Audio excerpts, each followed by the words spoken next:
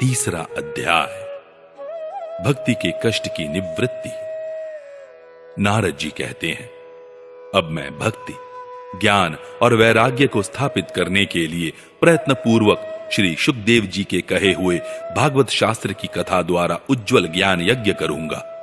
यह यज्ञ मुझे कहां करना चाहिए, आप इसके लिए कोई स्थान बता दीजिए। आप लोग वेद के पारगामी हैं, इसलिए मुझे इस शुक शास्त्र की महिमा सुनाइए। यह भी बताइए कि श्रीमद् भागवत की कथा कितने दिनों में सुनानी चाहिए और उसके सुनने की विधि क्या है। सनकादि बोले, नारद जी, आप बड़े विनीत और विवेकी हैं। सुनिए, हम आपको ये सब बातें बताते हैं। हरिद्वार के पास आनंद नाम का एक घाट है।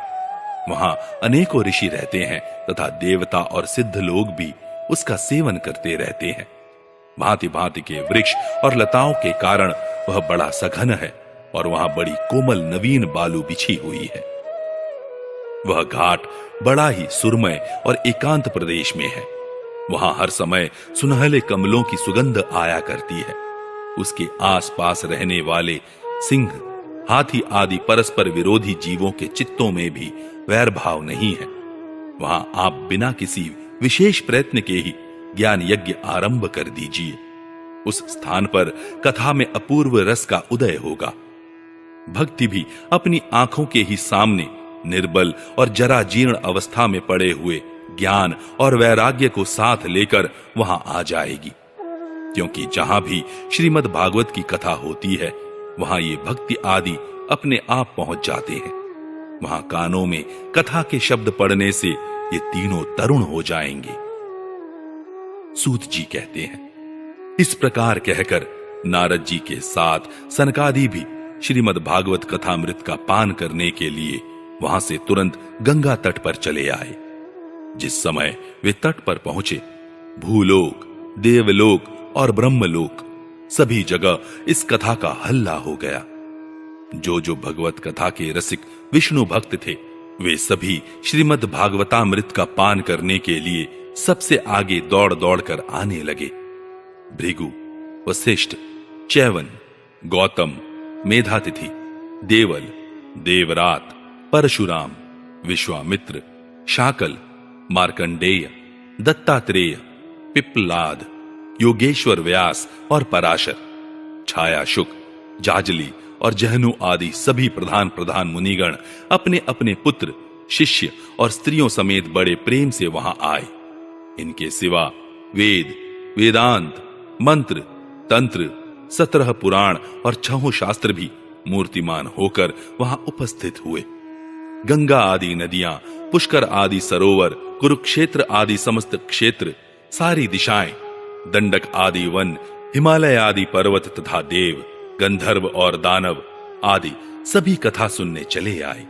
जो लोग अपने गौरव के कारण नहीं आए, महर्षि भृगु उन्हें समझा बुझाकर ले आए।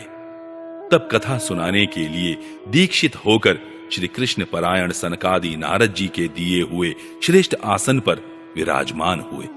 उस समय सभी श्रोताओं ने उनकी वंदना की।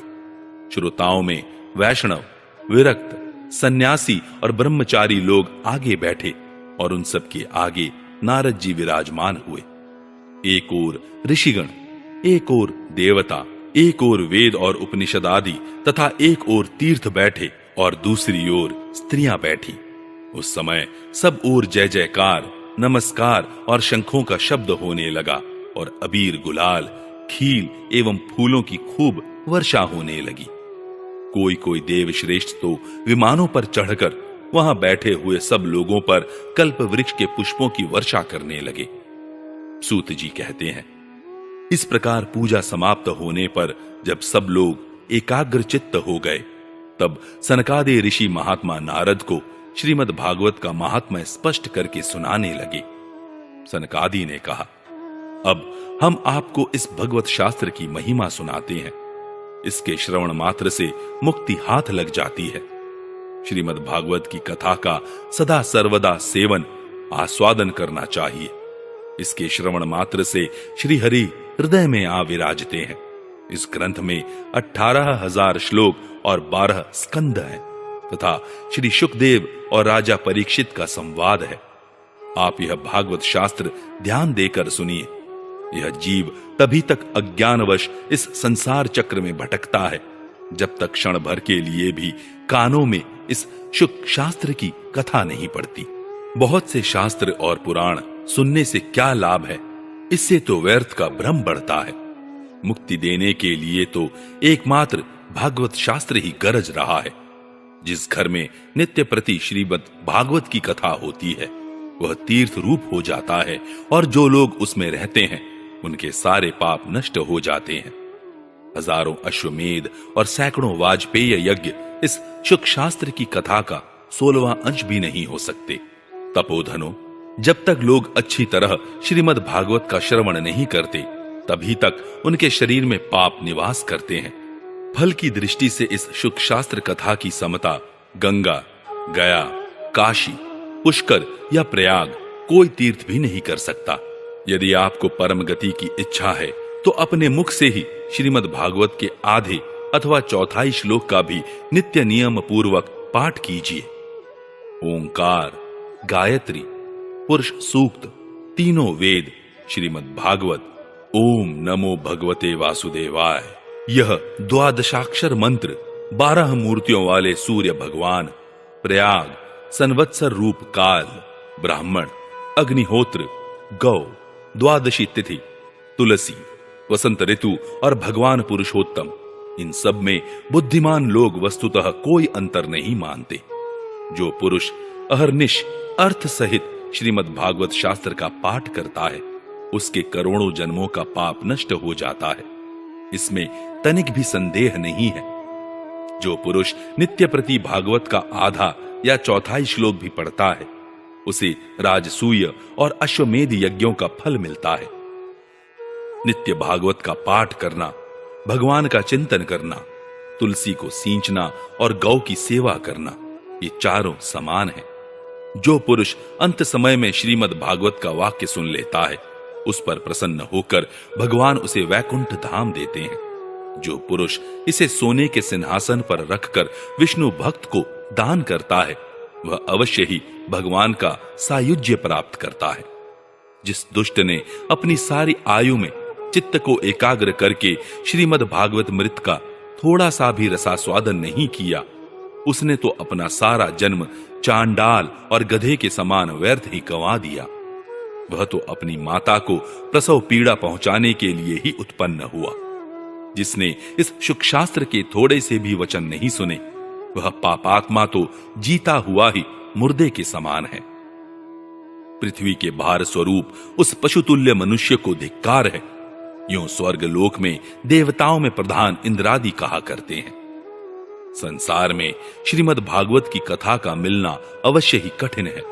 जब करोड़ों जन्मों का पुण्य होता है तभी इसकी प्राप्ति होती है।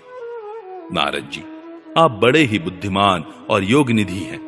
आप प्रयत्न पूर्वक कथा का श्रवण कीजिए। इसे सुनने के लिए दिनों का कोई नियम नहीं है। इसे तो सर्वदा ही सुनना अच्छा है। इसे सत्य भाषण और ब्रह्मचर्य पालन पूर्वक सर्वदा ही सुनना श्रेष्ठ माना गया है। किंतु कलयुग में ऐसा होना कठिन है। इसलिए इसकी सुखदेव जी ने जो विशेष विधि बताई है वह जान लेनी चाहिए। कलयुग में बहुत दिनों तक चित्त की वृत्तियों को वश में रखना, नियमों में बंधे रहना और किसी पुण्य कार्य के लिए दीक्षित रहना कठिन है। इसलिए सप्ताह श्रवण की विधि है। श्रद्धा पूर्वक कभी भी श्रवण करने से अथवा माघ मास में श्रवण करने से जो फल होता है वही फल श्री सुखदेव जी ने सप्ताह श्रवण में निर्धारित किया है।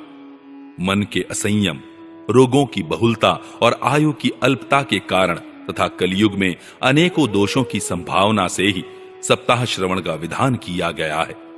जो फल तप, योग और समाधि से भी प्राप्त नहीं हो सकता वह सर्वांग रूप में सप्ताह श्रवण से सहज में ही मिल जाता है।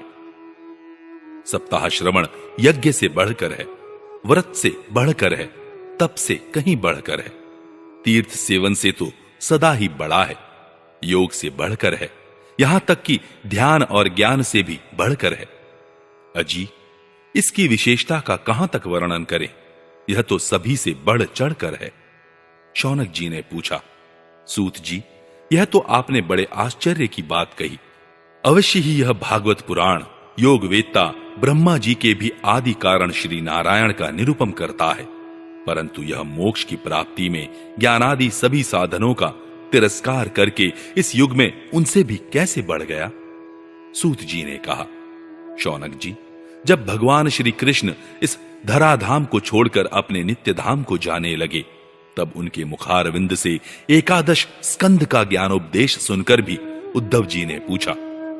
उद्धव जी बोले, गोविंद, अब आप तो अपने भक्तों का कार्य करके परम धाम को पधारना चाहते हैं, किंतु मेरे मन में एक बड़ी चिंता है, उसे सुनकर आप मुझे शांत कीजिए। अब घोर कलिकाल आया ही समझिए, इसलिए संसार में फिर अनेकों दुष्ट प्रकट हो जाएंगे। उनके संसर्ग से जब अनेकों सत्पुरुष भी उग्र प्रकृति के हो जाएंगे, तब उनके भार से दबकर यह गोरूपिणी पृथ्वी किसकी शरण में जाएगी। कमल नयन, मुझे तो आपको छोड़कर इसकी रक्षा करने वाला कोई दूसरा नहीं दिखाई देता, इसलिए भक्त वत्सल, आप साधुओं पर कृपा करके यहां से मत जाइए। भगवान, आपने निराकार और चिन्मात्र होकर भी भक्तों के लिए ही तो यह सगुण रूप धारण किया है, फिर भला आपका वियोग होने पर वे भक्तजन पृथ्वी पर कैसे रह सकेंगे। निर्गुणोपासना में तो बड़ा कष्ट है, इसलिए कुछ और विचार कीजिए। प्रभास क्षेत्र में उद्धव जी के ये वचन सुनकर भगवान सोचने लगे कि भक्तों के अवलंब के लिए मुझे क्या व्यवस्था करनी चाहिए। शौनक जी, तब भगवान ने अपनी सारी शक्ति भागवत में रख दी। वे अंतर्धान होकर इस भागवत समुद्र में प्रवेश कर गए, इसलिए यह भगवान की साक्षात शब्दमयी मूर्ति है। इसके सेवन, श्रवण, पाठ अथवा दर्शन से ही मनुष्य के सारे पाप नष्ट हो जाते हैं। इसी से इसका सप्ताह श्रवण सबसे बढ़कर माना गया है, और कलयुग में तो अन्य सब साधनों को छोड़कर यही प्रधान धर्म बताया गया है। कली काल में यही ऐसा धर्म है जो दुख, दरिद्रता, दुर्भाग्य और पापों की सफाई कर देता है तथा काम क्रोध आदि शत्रुओं पर विजय दिलाता है। अन्यथा भगवान की इस माया से पीछा छुड़ाना देवताओं के लिए भी कठिन है, मनुष्य तो इसे छोड़ ही कैसे सकते हैं। अतः इससे छूटने के लिए भी सप्ताह श्रवण का विधान किया गया है। सूत जी कहते हैं, शौनक जी, जिस समय सनकादि मुनीश्वर इस प्रकार सप्ताह श्रवण की महिमा का बखान कर रहे थे, उस सभा में एक बड़ा आश्चर्य हुआ। उसे मैं तुम्हें बतलाता हूं, सुनो। वहां तरुणावस्था को प्राप्त हुए अपने दोनों पुत्रों को साथ लिए विशुद्ध प्रेम रूपा भक्ति बार बार श्री कृष्ण गोविंद हरे मुरारे, हे नाथ नारायण वासुदेवा आदि भगवान नामों का उच्चारण करती हुई अकस्मात प्रकट हो गईं। सभी सदस्यों ने देखा कि परम सुंदरी भक्ति रानी भागवत के अर्थों का आभूषण पहने वहां पधारी। मुनियों की उस सभा में सभी यह तर्क वितर्क करने लगे कि ये यहां कैसे आई, कैसे प्रविष्ट हुई। तब सनकादि ने कहा, ये भक्ति देवी अभी अभी कथा के अर्थ से निकली हैं। उनके ये वचन सुनकर भक्ति ने अपने पुत्रों समेत अत्यंत विनम्र होकर सनत कुमार जी से कहा। भक्ति बोली, मैं कलयुग में नष्ट प्राय हो गई थी, आपने कथामृत से सींचकर मुझे फिर पुष्ट कर दिया। अब आप यह बताइए कि मैं कहां रहूं। यह सुनकर सनकादि ने उससे कहा, तुम भक्तों को भगवान का स्वरूप प्रदान करने वाली, अनन्य प्रेम का संपादन करने वाली और संसार रोग को निर्मूल करने वाली हो। अतः तुम धैर्य धारण करके नित्य निरंतर विष्णु भक्तों के हृदयों में ही निवास करो। ये कलयुग के दोष भले ही सारे संसार पर अपना प्रभाव डालें, किंतु वहां तुम पर इनकी दृष्टि भी नहीं पड़ सकेगी। इस प्रकार उनकी आज्ञा पाते ही भक्ति तुरंत भगवत भक्तों के हृदयों में जा विराजी। जिनके हृदय में एकमात्र श्री हरि की भक्ति निवास करती है, वे त्रिलोकी में अत्यंत निर्धन होने पर भी परम धन्य है, क्योंकि इस भक्ति की डोरी से बंधकर तो साक्षात भगवान भी अपना परम धाम छोड़कर उनके हृदय में आकर बस जाते हैं। भूलोक में यह भागवत साक्षात परम ब्रह्म का विग्रह है। हम इसकी महिमा कहां तक वर्णन करें। इसका आश्रय लेकर इसे सुनाने से तो सुनने और सुनाने वाले दोनों को ही भगवान श्री कृष्ण की समता प्राप्त हो जाती है। अतः इसे छोड़कर अन्य धर्मों से क्या प्रयोजन है।